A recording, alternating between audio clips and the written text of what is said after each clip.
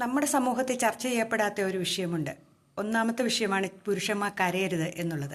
അവൻ്റെ കരഞ്ഞു പോയിട്ടുണ്ടെങ്കിൽ അവൻ പെണ്ണുങ്ങളെക്കാളും കഷ്ടമായി, കല്ല് പോലെ ഉറച്ച മനസ്സോടുകൂടിയ ആയിരിക്കണമെന്ന്. എന്നാൽ ഒരു കാര്യം നമ്മൾ മനസ്സിലാക്കണം, ലോകത്തിൽ ഏറ്റവും കൂടുതൽ ആത്മഹത്യ ചെയ്യുന്ന പുരുഷന്മാരാണ്, ഇല്ലേ?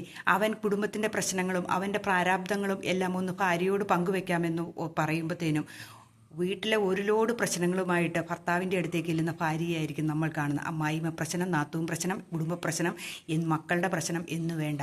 പിന്നീട് അവൻ ആരോട് അവൻ്റെ പ്രശ്നങ്ങൾ പറയും? ആ പ്രശ്നങ്ങൾ ഉള്ളിലൊതുക്കി അവൻ ജീവിതം മുന്നോട്ട് പോകും.